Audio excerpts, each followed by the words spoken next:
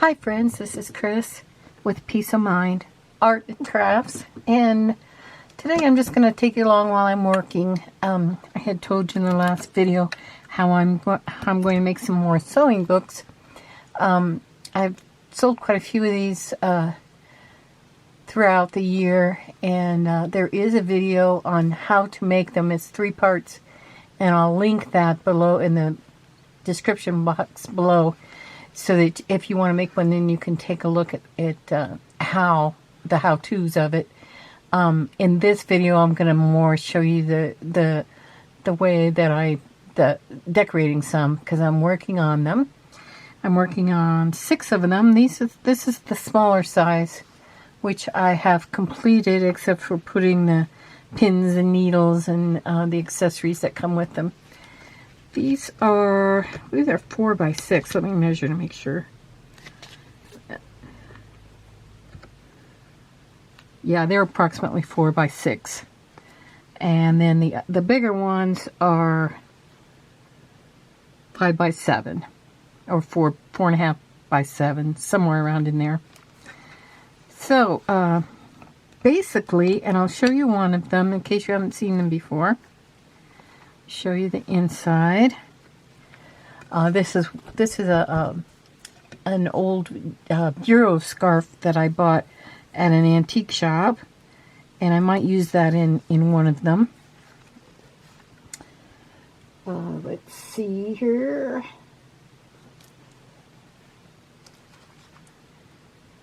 These are basically the same. I started out with a piece of fabric that, let me show you on the inside.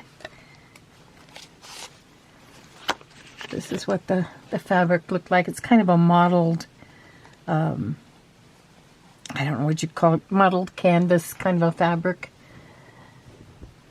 And then I made the inside pages using felt. And I'll show you through the other one.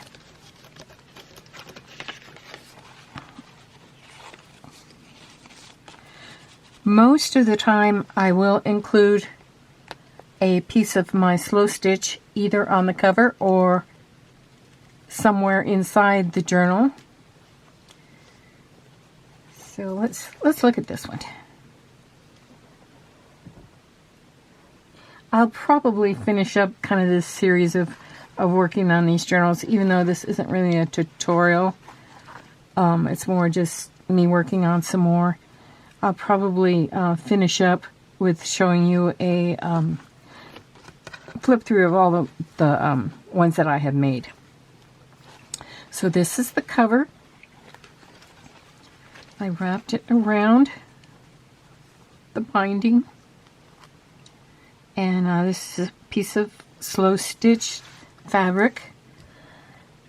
And I also have a video on how to make these. This is like a slow stitch roll that you can make, and it's wrapped around one of my spools that I made out of cardboard.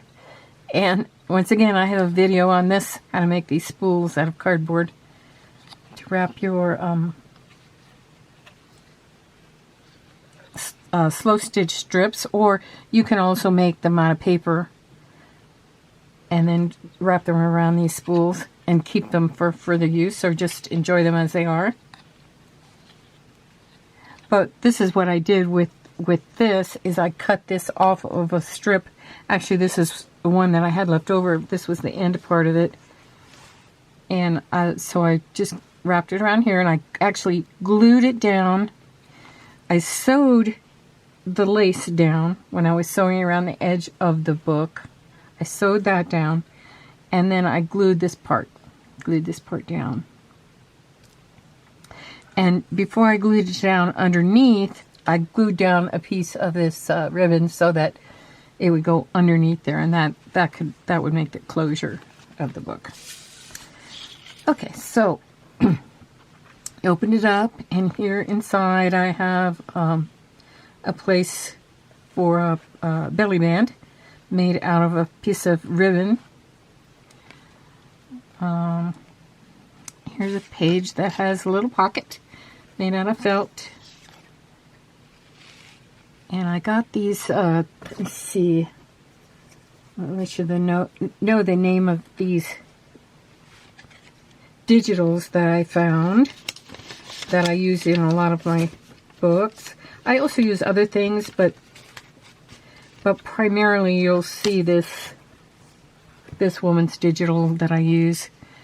She has an Etsy shop and it's called Leanna Scrap. LIANNASCRAP. Leanna Scrap. And she has a shop on Etsy where she sells digitals, and she has one that has all sewing icons and stuff on it. And I really liked it, so I purchased that and I printed it. So I've been using that in my little sewing journals or sewing books. And these are used to keep, all your little sewing supplies in. For example, on this tag, you could write notes on the back, or you can wrap thread around so that when you maybe need to make a mending, then you can grab your little book and you'll have needles and places to put the pins and needles in here. Same for this piece of felt. You'll be able to put needles and stuff in there. Here's a little pin cushion. And a lot of the books will have these little pin cushions in them. And that's where you can put some pins. And your books, the ones I sell on my Etsy shop, will come with pins, needles, some threads, and also a little tiny pair of scissors. And some of those things I haven't put in this book yet. This is a little piece of fabric, a fabric flip. I got this really cool fabric from Walmart of all places and I just love the colors in the fabric. It has kind of a French theme, Paris theme. And this is another piece of felt. The pages of the book are made out of felt, which makes it easy to put in pins and needles into the felt. And this has a little piece of lace in the background, and then it has I made one of these little turtle pins. All I did was take a bead and put it on there, and you can also take another bead and put it on here and then glue it in place so that it stays on.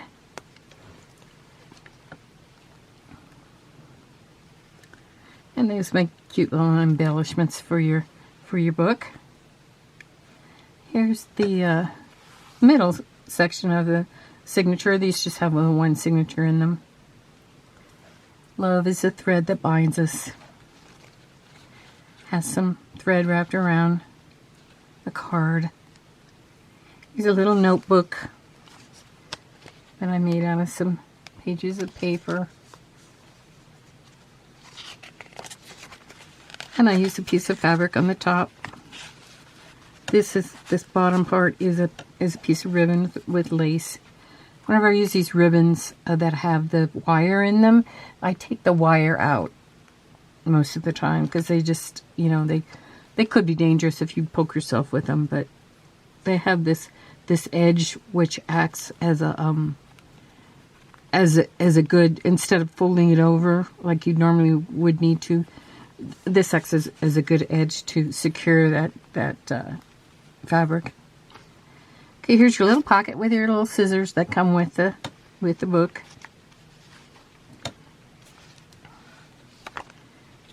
Here's your button page. On each book I have a page that's buttons, and then I include a little baggie with some buttons, and you can also fill this up with buttons that you might have.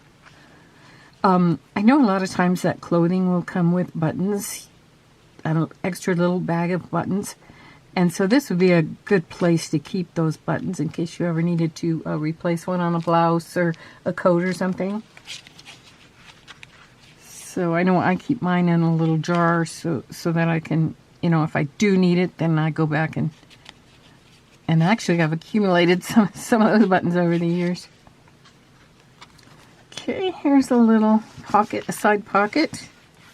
That's the digital that I mentioned, the lady's name. And here's a little book of threaded needles that come in the book. Not all books will have this, but some of them will.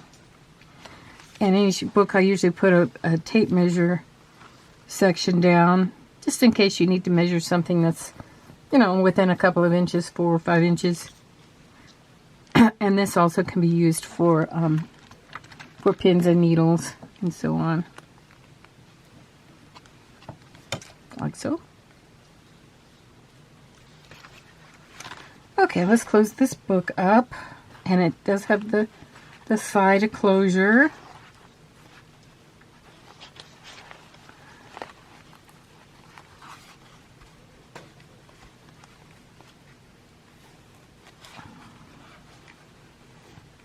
And this is simply seam binding. I like the way seam binding works.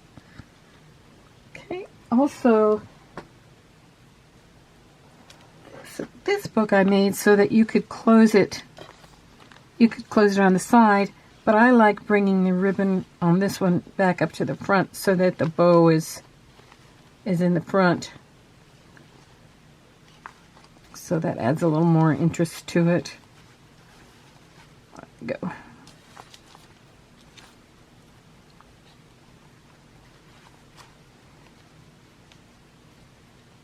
And you can fiddle with your ribbon to get it how you want it. I also add some charms throughout the book or on the cover of my sewing books. Okay, so I'm going to start working on a little bit on a couple here.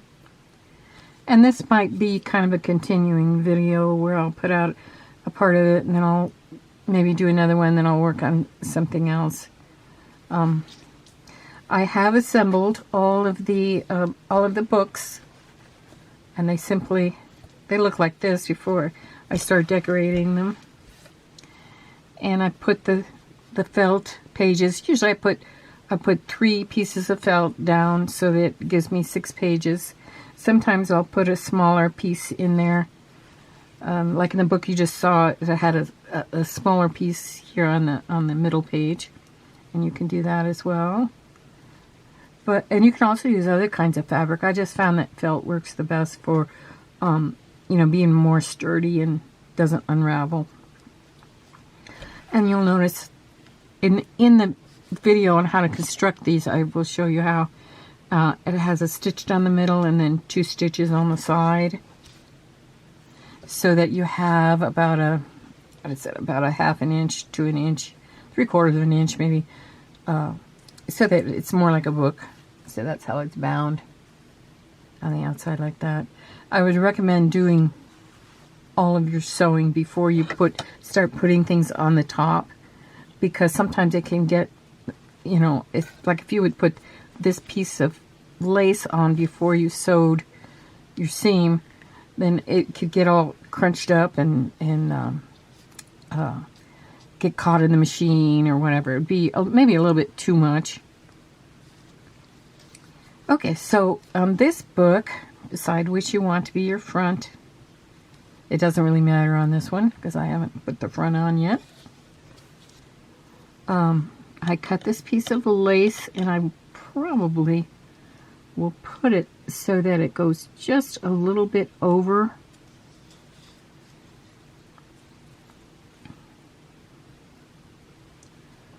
the sides, because I like that kind of hanging out. Like so. Actually, this needs to be turned a little more, and I can do that. Because I can trim it off later. Just make sure I have enough down here to cover. Yeah, I do. And then I'm going to turn it over this way. See, now I'm going to have to move it down. There.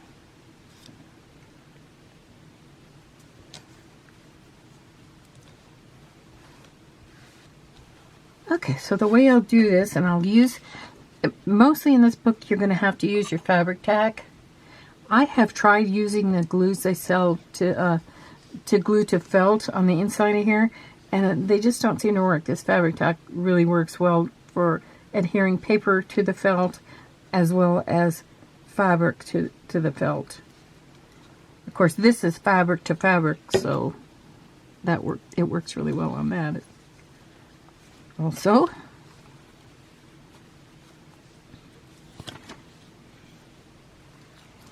okay, I'm going to try to go on here first.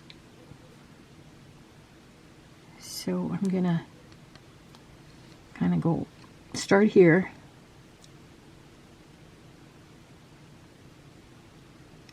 It's going to take a while for this to come out because that's the first time I've used it today.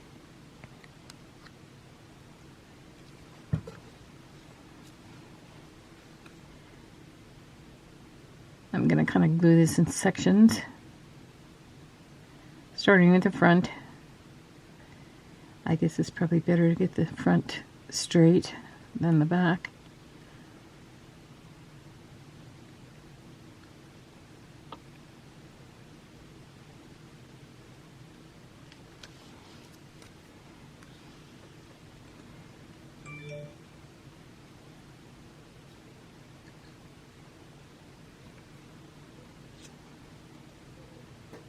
We're going to bead glue the side. And I'm just going to put just a little bit throughout. Okay, and you might want to have a wet wipe handy to blot this up. Make sure I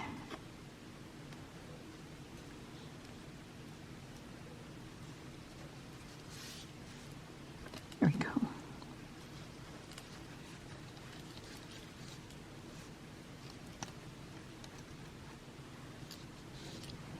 Okay, and you could wait for that to dry before you move on, but it should be tacky enough to hold on.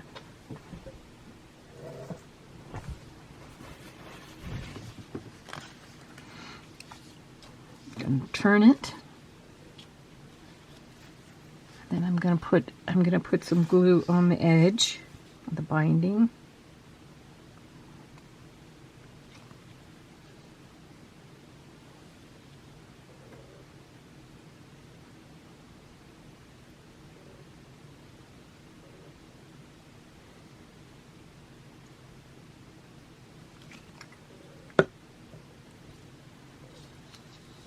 Okay, and then it takes fabric tack a little bit of time. Now, if you were using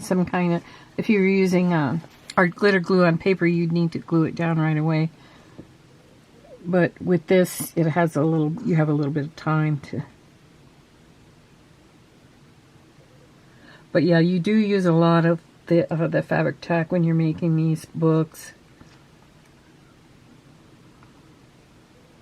You could sew, before you begin, you could sew the lace down, which I have done it on occasion. But then, like I said, you have to be really careful when you're sewing the binding, the three parts of the binding that you sew when you sew it down. Okay.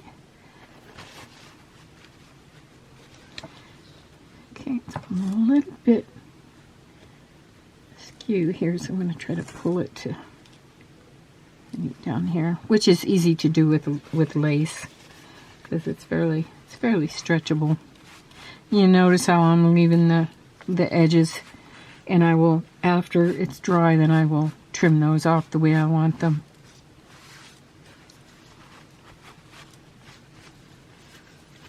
And I should also have a piece of wax paper here.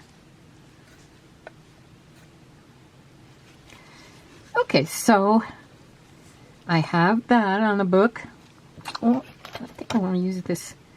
I think I want to use this heart on here. We'll see how that fits.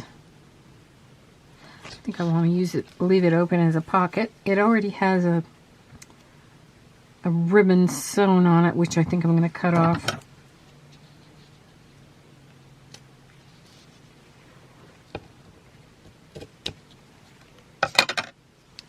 Okay, and it already has a backing on it. If it didn't have a backing on it, then I'd want to put glue a paper backing down so that when I put something in the pocket, it wouldn't catch on all the threads that were on the back. But since I covered it already, I don't need that. And I can position it, see how I want it. I think I kind of want it in the center.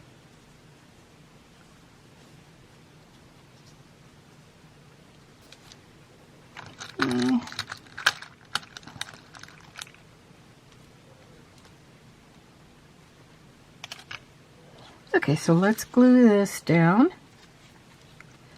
And I'm not going to glue this part on the top of the heart because I want that to be open so that I can use it for a pocket.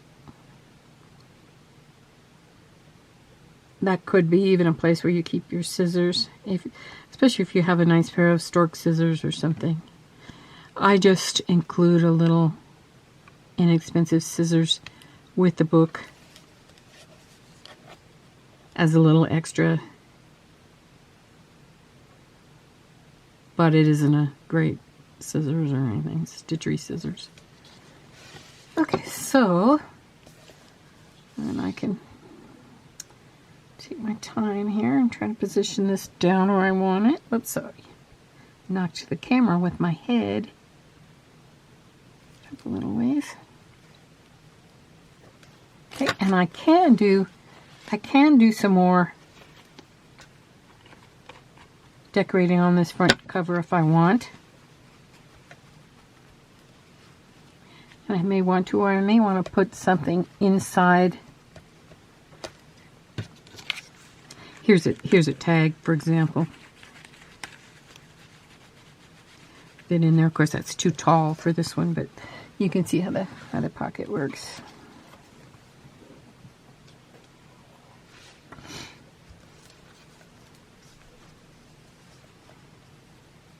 Okay, so now what I'm going to do is I like this lace peeking over the side, so I'm not going to trim that off, but I am going to trim off this, or I could simply put this over the top and glue it down. Let's see how that looks. Yeah, I kind of like the way that looks, so that's what I'll do. Take a little bit of bead of glue along here.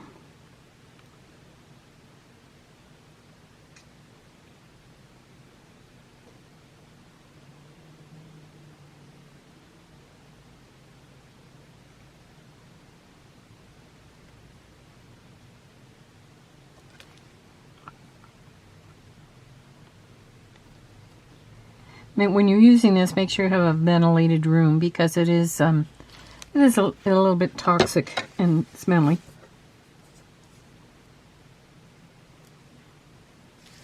Okay, so I'm going to fold this up.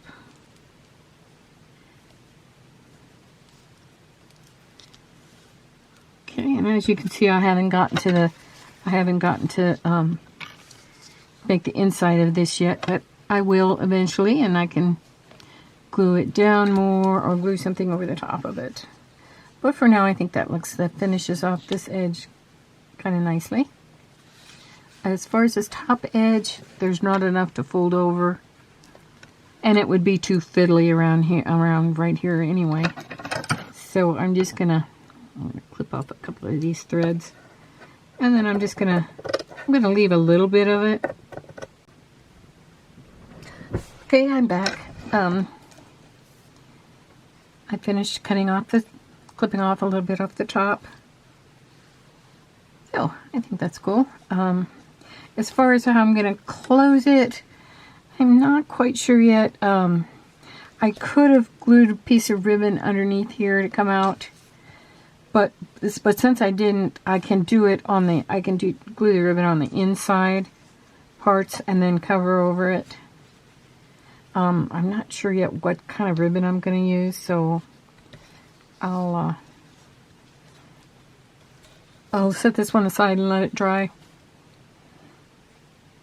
Maybe work on another cover idea here.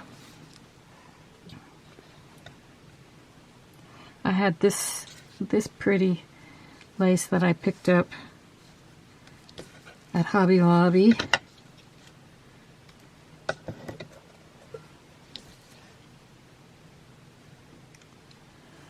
And I kind of can audition it and see if I like it.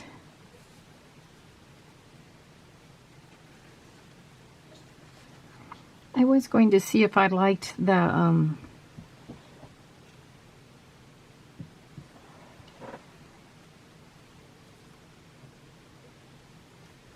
dresser scarf. That's the back. Look at the back of this woman's work. You can almost be assured that it was a woman that did this. That's why I said that. Look at how good it is.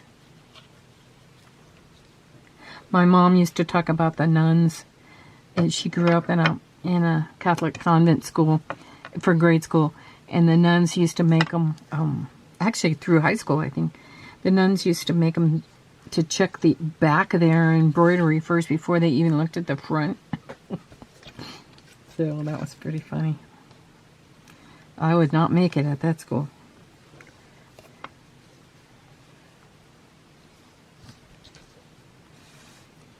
So I kind of want the most of it to be on the front, but I have to kind of make sure.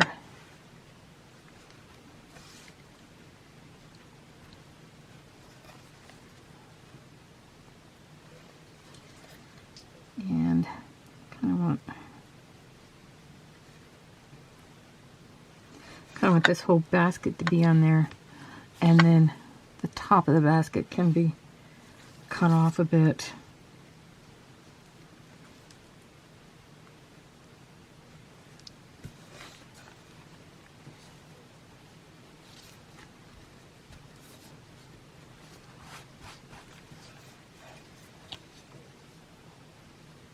And you can fold it over and see how you like the look of it. I like that.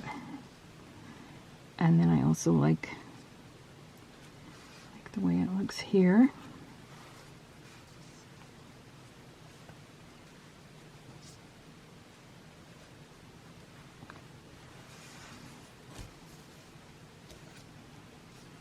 Okay.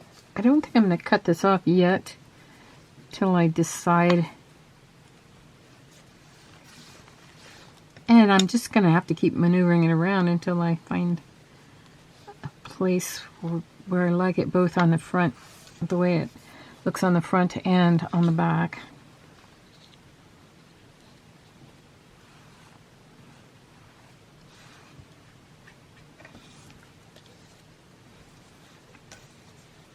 And you just want to make sure that it's on there fairly straight. It's not like super crooked or anything like that.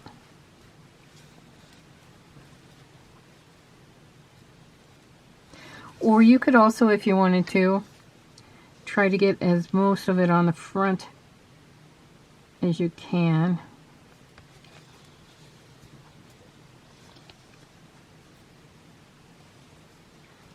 And then the back can just be along the edge like that. I think I like that, because then it kind of shows this part here, and shows more of the basket. Okay, I think I like that.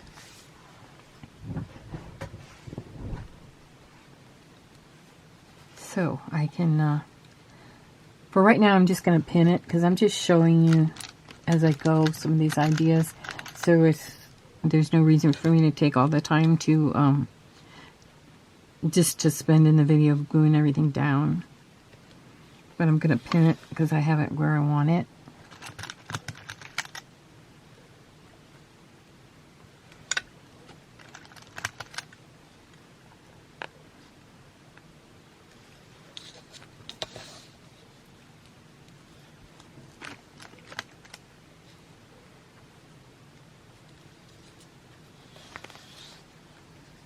It's taking long enough pinning it, then maybe to glue it, but that's okay.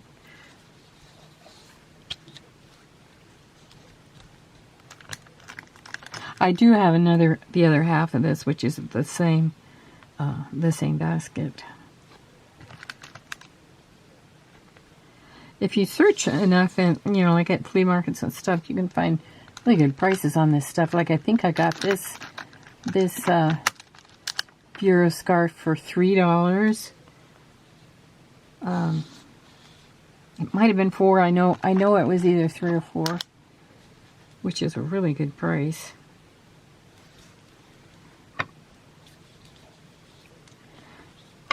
And, you know, something like this is, you know, I look at it as rescuing it and using it for something. I know, you know, most people wouldn't use it for a bureau scarf, but you could use it like in your slow stitching for a pillow top I showed you the other day, or, you know, various other things. Okay, and then this, what I'll probably do with this is wrap this around so it becomes part of the inside. So it becomes part of the inside cover, maybe even possibly this. That looks cool.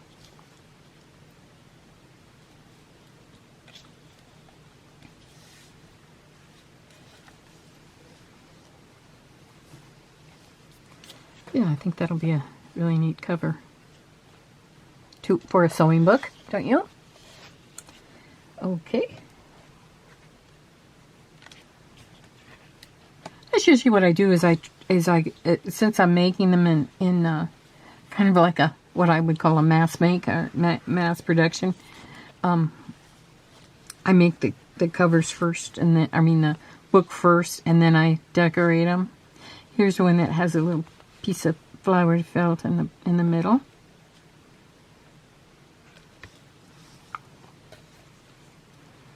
And I don't have to make them all with stitching and lace. I have this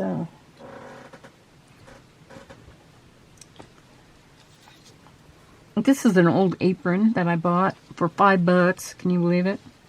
And it was hard to start cutting it up, but I did. I started cutting it up.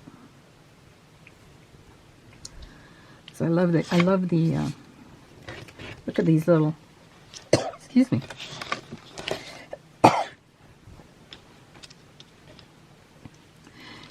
It's a little stained. I washed it, and I think the staining kind of just gives it a little older look. But look at these pleats, aren't they cool? So you could use this. I could use this as the main cover, or I could just use the lace on here. Have it. See how it folds over there.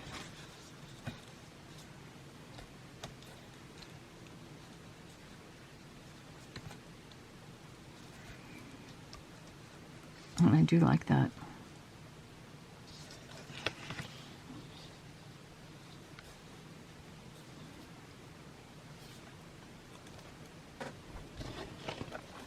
And this is what I mean by audition. Try things first before you actually cut. I really do like that. And then on the back, it shows the pleats.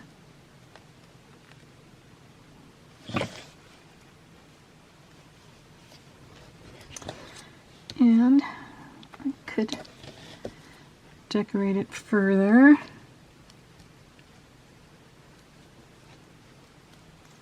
I love this butterfly that I made watching G. Kerr's channel. She does a lot of paper things, and it's kind of like a three-dimensional butterfly that's made out of a paper clip. And so that could clip on the front somehow.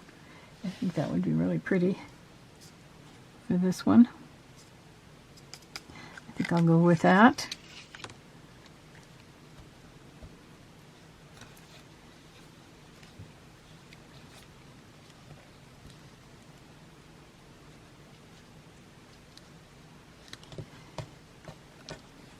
Okay. I'm just gonna, I think the first thing I'm gonna do is cut this across I'm going to try to make it work in between these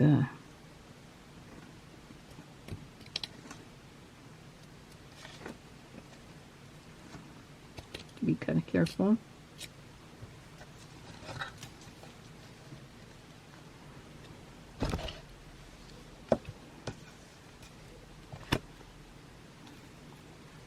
And notice how, as I'm turning this, I need to kind of continually. This has like a hem on the top, so I want to try to match up this hem so that it goes a little bit, tiny bit over the fabric, so that I don't have to clip it off. Okay, so this coming along here, let me see.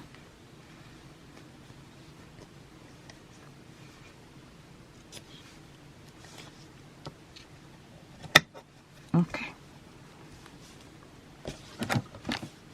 Very fiddly, you have to just keep working with it. Just to make sure you have enough. You can always trim off too much.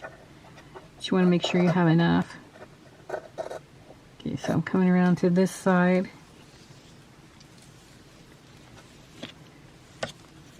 So what I'm going to do is I'm going to pin this.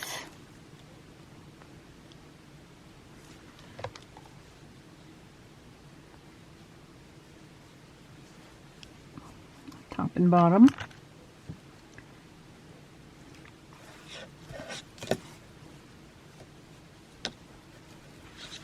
Okay, and then I'm going to take this out of the way so I don't cut it.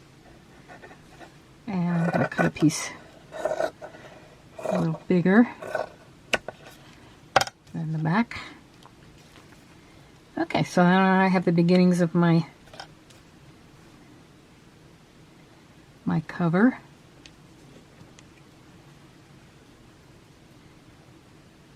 And that could also be turned on that way. Pin it here just to keep it in place a bit. I love this. The look of this pleat on the back. Isn't that pretty?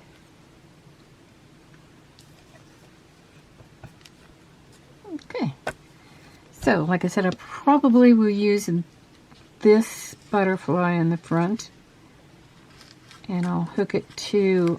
I'll make it so that it could come off if it got to be too in the way of opening and closing the book. But I don't think it will. I think it's really pretty. I do have. I was going to say I had instructions on how to make these butterflies, but I don't. They're on G. Kerr's channel. That's where I got it. And I have used them a lot. I'm going to have to make some more. But they're very three-dimensional and pretty. I can add something else to that too, but I will wait and see. So I'm going to close for the day, and I'll be back again with some more of this making my sewing books. But for now, see what I did with these other ones. There we go. These are kind of how the covers are starting to stack up. I'm also going to be back with another video on my YouTube channel. In February, I'm celebrating my 2 years being on YouTube. Plus, I'm coming up on 1,000 subscribers, so I will have a giveaway, and I'll start that sometime around the first part of February, which is coming up next week. So I have to get on the ball. And also, I will continue this making the sewing books videos for you to see how, my progress on that. And I hope that you press your like button if you like this video. If you're a new person, I hope you subscribe. And I thank all my subscribers that are here already watching me. Thank you so much. I really appreciate it. Bye for now. Peace of mind.